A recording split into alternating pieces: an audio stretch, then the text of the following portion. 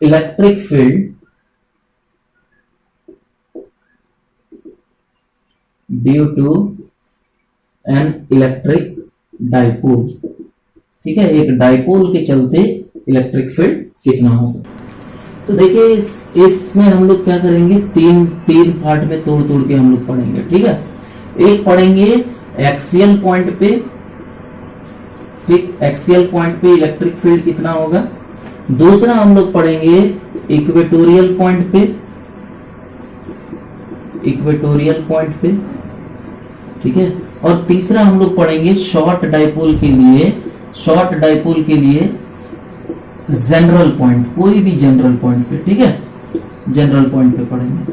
ठीक, इससे पहले एक चीज और हम लोग बात करते हैं। देखिए बहुत सारे क्वेश्चंस में होंगे कि मतलब क्वेश्चंस नहीं पूछा जाएगा, लेकिन बहुत सारे हो सकते हैं कोई बताएं कि डाइपोल के अलावा और एक चीज होता है क्वाड्रुपोल।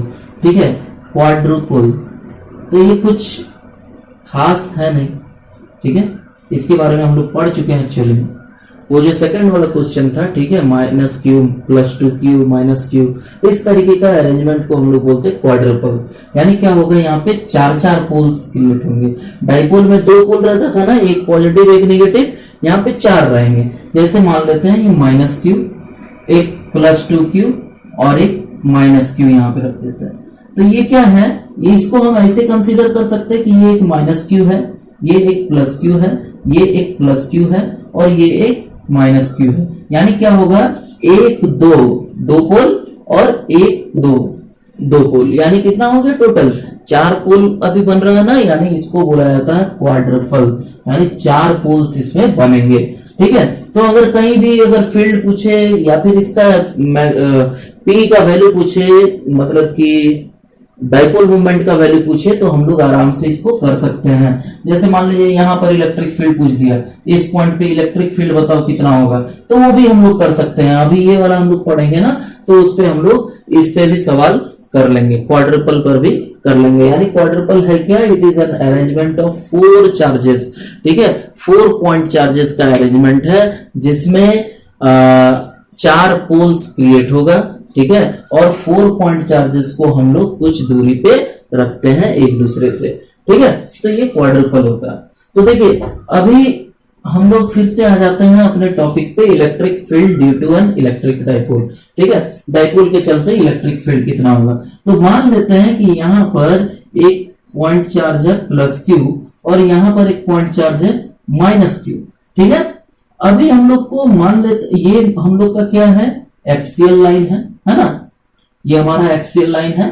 और ये जो लाइन है ना, ये बीच से जो पास करता है परपेंडिकुलरली, वो कहलाता है क्या, इक्वेटोरियल लाइन। ये इक्वेटोरियल लाइन कहलाता है, इक्वेटोरियल लाइन, और ये कहलाता है एक्सियल लाइन, है ना। तो हम लोग को 2 पॉइंट पे हम लोग को देखना है इलेक्ट्रिक फील्ड। एक तो एक्सिस पर कहीं पर भी पॉइंट रह सकता है, जैसे इस पॉइंट पे अभी हम लोग को इलेक्ट्रिक फील्ड देखना है, या फिर इस पॉइंट पे देखना है, या फिर इस पॉइंट पे देखना है। तो ये हो गया मेरा एक्सियल पॉइंट। ठीक है, और अगर मान लेते हैं कि इस पर यहां पर हमको कहीं पे देखना है, या फिर यहां पे देखना है, या फिर यहां पे देखना है, या फिर यहां पे देखना है, तो ये क्या कहलाएंगे, इक्वेटोरियल पॉइंट्स। ठीक है, तो इक्वेटोरियल पॉइंट्स। तो अभी हम लोग सबसे पहले देखते हैं कि एक्सियल पॉइंट पे इलेक्ट्रिक फील्ड कितना होगा। ठीक, तो देखिए मान लेते हैं कि ये मेरा बीच वाला मिडिल वाला पॉइंट है। ठीक है, तो यहां से जो डिस्टेंस है मिडिल पॉइंट का, ये मान लेते हैं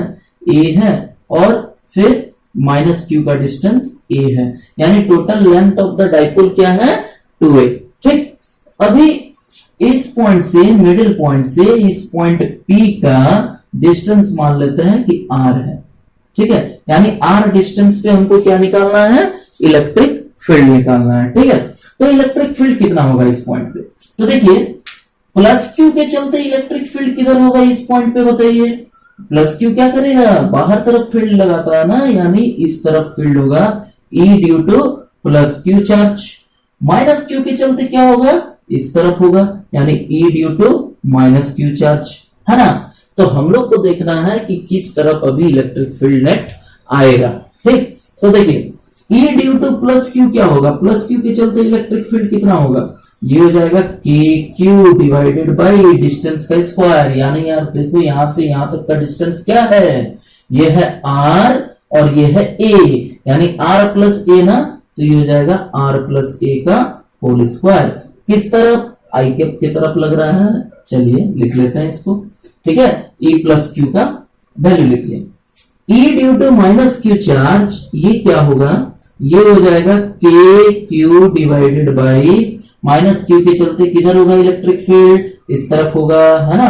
और ये डिस्टेंस कितना है, ये डिस्टेंस है आर में, इस डिस्टेंस में ये वाला डिस्टेंस घटा दो तो ये डिस्टेंस आ जाएगा, यानी आर माइनस ए का होल स्क्वायर। और किस तरफ है, माइनस आई कैप की तरफ, ठीक है। तो देखिए नेट इलेक्ट्रिक फील्ड जो होगा यहां पर, ये आ जाएगा E1 वेक्टर या फिर E due to plus q vector plus E due to minus q vector, यानी ये आ जाएगा कितना, बोलिए, k q by r plus a का whole square i cap plus k q by r minus a का whole square minus i cap, ठीक है।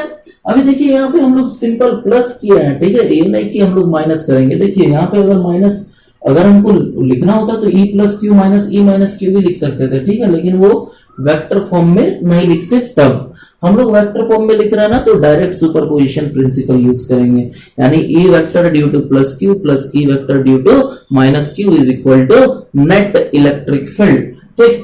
तो यहाँ पर देखिए अभी आ जाएगा के क्यू बाहर, ये आ जाएगा 1 बाई आर प्लस ए का square minus 1 by r minus a का स्क्वायर, और आई कैप हम कॉमन ले लेते हैं, है ना।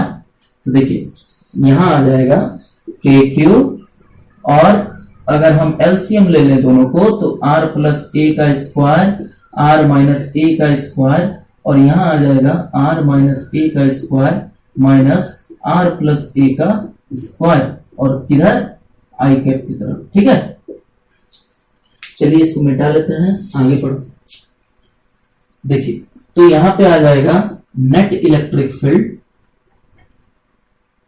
Is equal to k q, और ये आ जाएगा कितना, r square plus a square minus 2ar minus r square plus a square plus 2ar divided by, इसको हम लिख सकते हैं a plus b, a minus b, है ना, तो r square minus a square लिख लेते हैं, और इसका होल स्क्वायर है आई के, ठीक।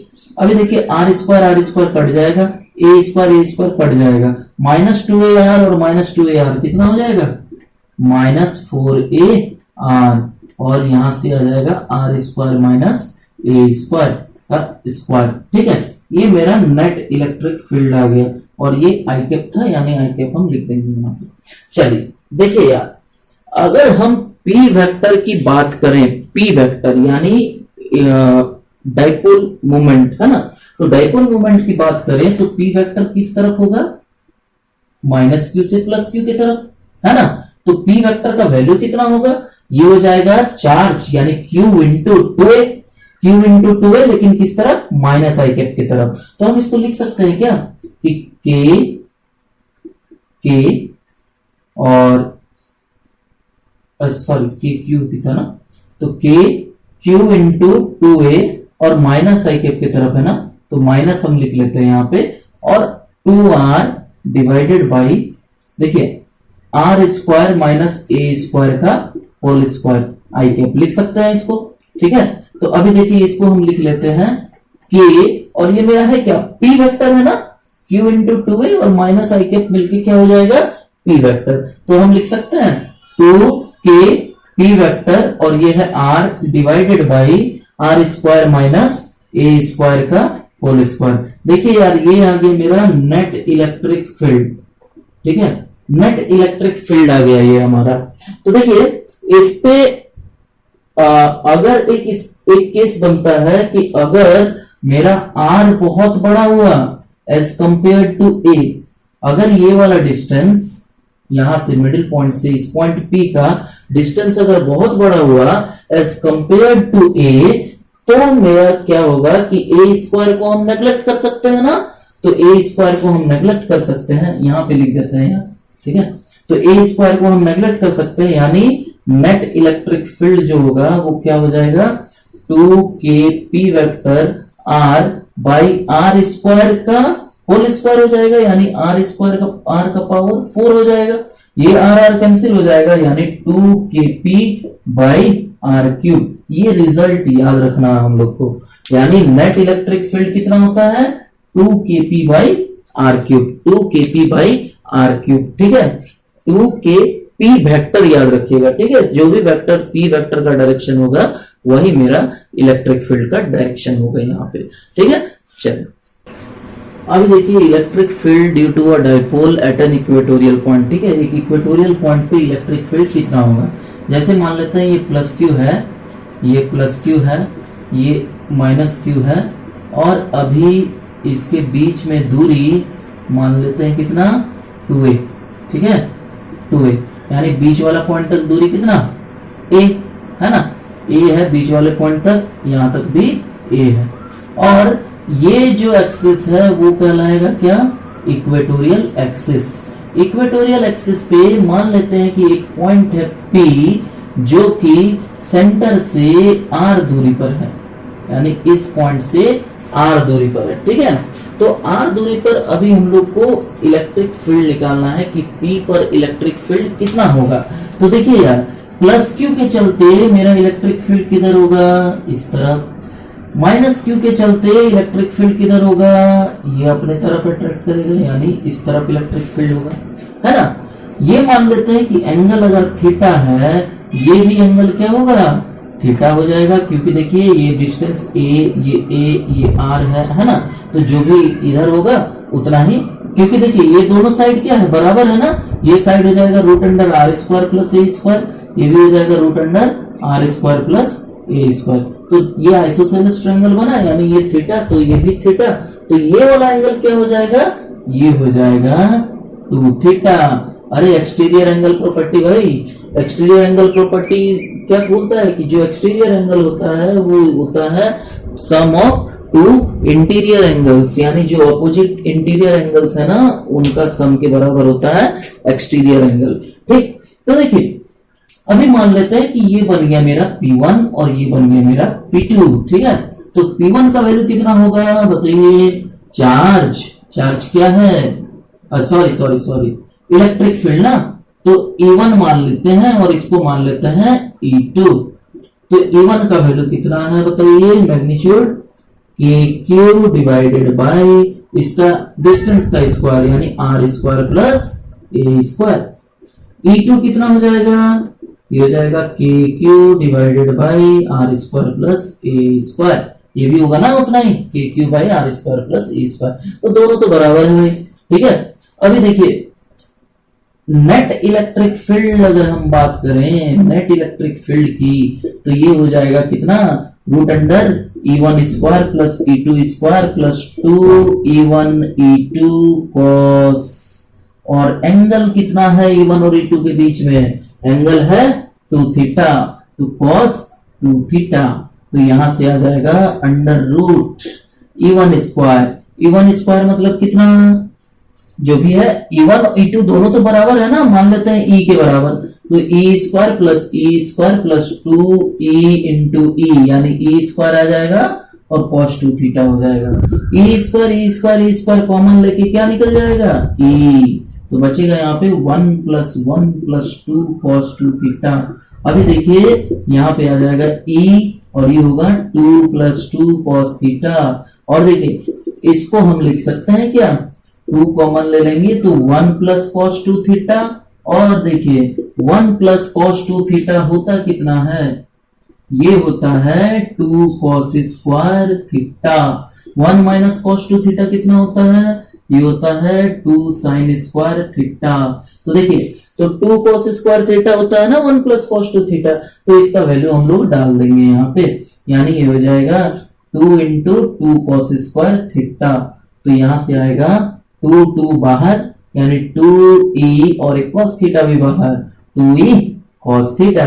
अगर इतना नहीं कर सकेंगे तो हम लोग देखिए एक सिंपल मेथड बताते हैं, E1 का क्या करना, कॉम्पोनेंट निकाल लेना इस तरफ, एक आएगा E1 cos थीटा और इधर आ जाएगा E1 साइन थीटा, वैसे ही E2 का आ जाएगा इस तरफ E2 साइन थीटा, इस तरफ E2 cos थीटा। अभी E2 sine theta E1 sine theta cancel out कर लेगा, बचेगा क्या E2 cos theta plus E1 cos theta, यानी क्या हो जाएगा 2E cos थीटा आ जाएगा फिर से। तो 2E cos थीटा का वैल्यू क्या हो जाएगा, 2E का वैल्यू है KQ by r square plus a square, और cos थीटा का वैल्यू क्या है, cos थीटा का वैल्यू क्या है, बेस बाय हाइपोटेनस यानी a by root under a square plus r square, है ना। तो हम इसको लिख सकते हैं ऐसे, देखिए हम इसको लिख सकते हैं net electric field is equal to अच्छा हम ऐसे लिखते हैं k q into two a by r square plus a square का पावर 3/2, है ना। देखिए r square plus a square का पावर क्या था यहाँ पे 1, और ये r square plus a square का पावर हाफ, दोनों मिल जाएगा क्या हो जाएगा 3/2। चलिए अभी Q इंटू 2A मेरा क्या है, charge into distance between them, ये होता है डाइपोल मूवमेंट, है ना। तो KP by r square plus a square का पावर 3/2, ठीक है। तो देखिए यहां से अगर मेरा R बहुत बड़ा हुआ एज कंपेयर टू A, तब क्या हो जाएगा, नेट इलेक्ट्रिक फील्ड हो जाएगा KP बाई ये आ जाएगा कितना आर स्क्वायर, ए स्क्वायर तो नहीं लट कर देना है, आर स्क्वायर का पावर 3/2, 2 कैंसिल आउट, यानी हो जाएगा net electric field KP by are cube, है ना। तो देखिए जो एक्सियल वाला इलेक्ट्रिक फील्ड आ रहा था उसका जस्ट हाफ आया है मेरा इक्वेटोरियल पॉइंट पे, KP बाई आर क्यूब आया है, ठीक है। तो KP बाई आर क्यूब, लेकिन इसका डायरेक्शन किधर है, तो देखिए P वेक्टर किस तरफ है, नेगेटिव एक्स एक्सिस की तरफ, लेकिन यहां पर इलेक्ट्रिक फील्ड किस तरफ है, पॉजिटिव एक्स एक्सिस की तरफ, यानी P वेक्टर के जस्ट उल्टा साइड में है।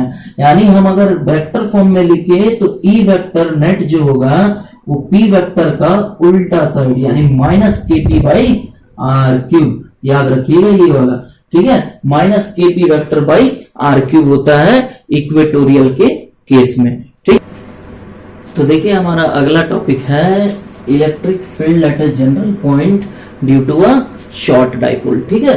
एक छोटा सा डाइपोल है, शॉर्ट डाइपोल मतलब क्या हो गया कि जो डिस्टेंस होगा पॉइंट का और इन चार्जेस के बीच में डिस्टेंस ये बहुत छोटा होगा, यानी प्लस क्यू और माइनस क्यू के बीच में जो डिस्टेंस होता है ना, ये कितना होता है, ये 2a होता है ना। तो 2a will be very very less than r, जो r हम लोग लिखेंगे, यानी पॉइंट से इस मिडिल पॉइंट का दूरी बहुत ही ज्यादा होगा as compare to length of the dipole, ठीक है। तो हम लोग पहले अच्छे से ड्रॉ कर लेते हैं, एक प्लस क्यू चार्ज है, एक माइनस क्यू चार्ज है, और इसके बीच में दूरी कितना है, मान लेते हैं कि ये दूरी है 2a, यानी मिडिल पॉइंट से a, ठीक है। और एक पॉइंट है P जो कि बहुत ही ज्यादा दूरी पर है r डिस्टेंस पर, ठीक है। और ये एंगल कितना बना रहा है, थीटा, ठीक, r और थीटा, ये पोलर एक्सिस में है एक्चुअली, ठीक है। उसके बारे में मैथ्स पे पढ़ा जाता है, छोड़ दीजिए उसको, ठीक। तो ये r डिस्टेंस पर है और ये थीटा पर, ठीक है। तो अभी इस पॉइंट P पे हम लोग को क्या निकालना है, फील्ड निकालना है कि इलेक्ट्रिक फील्ड कितना होगा। तो देखिए यार हम लोग तो जानते हैं कि P वेक्टर किधर है, इस तरफ, है ना। P वेक्टर इस तरफ है, माइनस क्यू से प्लस क्यू की तरफ। हम लोग क्या करेंगे, चुपचाप इस P वेक्टर का दो कंपोनेंट ले लेंगे, एक ले लेंगे इस R वेक्टर के अलोंग और एक ले लेंगे इसके परपेंडिकुलर में, ठीक है। तो P वेक्टर इस तरफ है ना, अभी इसका दो कंपोनेंट ले लेंगे, इस तरफ और एक इस तरफ, ठीक है। ये एंगल थीटा है तो ये भी एंगल क्या होगा, ये एंगल हो जाएगा थीटा, यानी ये एंगल थीटा, तो इधर वाला कंपोनेंट P cos थीटा और इधर वाला कंपोनेंट P sin थीटा। तो देखिए ये जो P cos थीटा है ये इस तरफ है ना, P cos थीटा इस तरफ और P sin थीटा इस तरफ, है ना। पी साइन थीटा इस तरफ, तो P sine theta will act as equatorial, यानी पी जो है ना पॉइंट पी, वो पी साइन थीटा के लिए क्या होगा, इक्वेटोरियल पॉइंट के जैसा होगा, जबकि पी कॉस थीटा के लिए क्या होगा, एक्सियल पॉइंट के जैसा होगा। क्यों एक्सियल पॉइंट, क्योंकि P cos theta, P vector इस डायरेक्शन पे है, इस पॉइंट पी के लिए P sine P cos theta इस डायरेक्शन में है, यानी एक्सियल डायरेक्शन में है, जबकि पी साइन थीटा क्या है, 90 डिग्री पर एक्ट कर रहा है ना, तो 90 डिग्री पर एक्ट कर रहा है मतलब इक्वेटोरियल एक्सिस में है, ठीक है। तो अभी हम लोग लिख लेंगे electric field due to P cos theta, यानी एक्सियल वाला इलेक्ट्रिक। हाँ, तो ई एक्सियल क्या आ जाएगा, ये आ जाएगा, देखिए एक्सियल के चलते इलेक्ट्रिक फील्ड कितना होता है 2kp बाई आर क्यूब, तो यहां से आ जाएगा 2kp के जगह क्या लिखेंगे हम लोग, p cos थीटा, ठीक है, बाई आर क्यूब, ये हो गया, यहां से यहां तक का डिस्टेंस आर क्यूब है ना। और देखिए जिस डायरेक्शन में p होता था उसी डायरेक्शन में, जिस डायरेक्शन में p वेक्टर होता था उसी डायरेक्शन में मेरा क्या होता था, एक्सियल इलेक्ट्रिक फील्ड होता था, यानी एक्सियल इलेक्ट्रिक फील्ड किस तरफ होगा, अभी इस तरफ होगा, ई एक्सियल है ना, एक्सियल वाला इलेक्ट्रिक फील्ड इस तरफ होगा। और देखिए हम लोग सिर्फ इसका मैग्नीट्यूड से काम चलाते हैं अभी। और देखिए अगर हम इक्वेटोरियल पॉइंट पे इक्वेटोरियल इलेक्ट्रिक फील्ड लिखे, यानी इसके चलते इलेक्ट्रिक फील्ड लिखे, तो ध्यान दीजिएगा कि इक्वेटोरियल वाला प्रूफ में फिर से जाइए, पी वेक्टर अगर इस तरफ था तो इलेक्ट्रिक फील्ड इस तरफ आ रहा था, है ना, यानी जो इलेक्ट्रिक फील्ड था वो क्या था, ये था minus K P vector by are cube, ये आता था, यानी निगेटिव आता था, यानी उल्टा आता था, जिधर पी वेक्टर होता है उसके ऑपोजिट साइड में, यानी पी वेक्टर अभी इस तरफ है ना, तो इलेक्ट्रिक फील्ड किस तरफ होगा, इस तरफ होगा, यानी ई इक्वेटोरियल इस साइड में होगा, यानी इसकी जस्ट ये इस तरफ पी वेक्टर, यानी पी साइन थीटा इस तरफ, तो इक्वेटोरियल इस तरफ, यानी हो जाएगा K P sine theta by are cube, है ना, ये डायरेक्शन हम तो लिखे हुए हैं डायरेक्ट, ठीक। तो अभी हम लोग को निकालना है कि अगर ये हो गया मेरा एक्सियल इक्वेटोरियल, है ना, अगर हमको निकालना है नेट इलेक्ट्रिक फील्ड, बताओ कितना होगा यार, तो नेट इलेक्ट्रिक फील्ड कितना होगा, तो देखिए ई नेट का मैग्नीट्यूड हो जाएगा, देखिए एक चीज की इक्वेटोरियल और एक्सियल के बीच में एंगल कितना 90 डिग्री, तो यहां हो जाएगा ई एक्सियल स्क्वायर प्लस ई इक्वेटोरियल स्क्वायर प्लस 2 ई एक्सियल ई इक्वेटोरियल cos 90 डिग्री, cos 90 का वैल्यू कितना 0, यानी ये टर्म गया, यानी सिर्फ ई एक्सियल स्क्वायर प्लस ई इक्वेटोरियल स्क्वायर, इसको हम मिटा देते हैं, तो देखिए यहाँ पे आ जाएगा क्या, ये आ जाएगा under root K P 2kp cos theta by are cube का square plus K P sine theta by are cube का स्क्वायर, ठीक है। तो यहां से K P by are cube, K P by are cube square square है ना, इसको बाहर निकाल लेते हैं, के पी बाई आर क्यूब बाहर, तो यहां से आ गया मेरा 2 cos थीटा का स्क्वायर बचेगा, यानी 4 cos स्क्वायर थीटा प्लस बचेगा यहाँ पे साइन स्क्वायर थीटा, तो एक साइन स्क्वायर थीटा और एक कोस स्क्वायर थीटा मिलके क्या बना लेगा, एक, है ना, तो यहां से आ जाएगा K P by are cube, और ये आ जाएगा 1 प्लस 3 cos स्क्वायर थीटा अभी भी बच जाएगा, 1 प्लस 3 cos स्क्वायर थीटा, ये आ गया मेरा नेट इलेक्ट्रिक फील्ड, है ना। तो देखिए यहाँ पर अगर हम बोले कि एक्सियल में इलेक्ट्रिक फील्ड कितना होता है, तो एक्सियल के लिए थीटा क्या होता है 0, है ना, तो cos 0 का वैल्यू 1 प्लस 3 यानी 4 रूट अंडर मेरा क्या हो जाएगा 2, और 2 के पी बाई आर क्यूब आ गया। वैसे ही अगर पूछ दे कि इक्वेटोरियल में क्या होगा इलेक्ट्रिक फील्ड, तो इक्वेटोरियल में क्या होगा, theta is equal to 90 degree, तो 90 डिग्री यहाँ पुट करेंगे, ये गया, बचा मेरा के पी बाई आर क्यूब, है ना। तो पीछे वाला भी इससे प्रूफ हो जा रहा है, ये मेरा जनरल इलेक्ट्रिक फील्ड हो गया, जनरल पॉइंट पर इलेक्ट्रिक फील्ड हो गया, ठीक है। तो देखिए और एक चीज ध्यान देना है कि जो रिजल्टेंट होगा, अभी इन दोनों का रिजल्टेंट यहाँ पे इस तरीके से होगा। अभी रिजल्टेंट एंगल कितना बनाएगा, मान लेते हैं इक्वेटोरियल के साथ एंगल कितना बना रहा है, अल्फा बराबर वाट, ठीक है। तो tan alpha is equal to क्या होता है, जिसके साथ एंगल लिखना है उसको कुछ नहीं करना है ना, तो कुछ नहीं करना है मतलब ये अल्फा को अभी मतलब ई इक्वेटोरियल को अभी कुछ नहीं करना है यहाँ पे, ठीक है। और बाकी ई एक्सियल का साइन थीटा लेंगे और ई एक्सियल का कॉस थीटा लेंगे, है ना। और देखिए थीटा मतलब क्या, थीटा मतलब ये वाला एंगल ना, ई इक्वेटोरियल और ई एक्सियल के बीच में एंगल कितना है, तो एंगल कितना है यहाँ पे, थीटा की जगह क्या लिखेंगे 90 डिग्री, है ना। तो cos 90 डिग्री, तो देखिए यहाँ पर cos 90 का तो वैल्यू 0 हो गया, ठीक है। तो sin 90 का वैल्यू 1, तो ये डायरेक्ट आ जाएगा e axial by E equatorial, यानी यहाँ पर क्या होगा, कहाँ लिखे, यहाँ पे लिख देते हैं। तो tan alpha is equal to आ जाएगा ई एक्सियल मतलब 2kp cos theta by are cube divided by equatorial kp sin theta by are cube, है ना। तो यहाँ आर क्यूब गया, kp गया, तो ये बच गया cot थीटा 2 cot थीटा यानी 2 cot थीटा, है ना।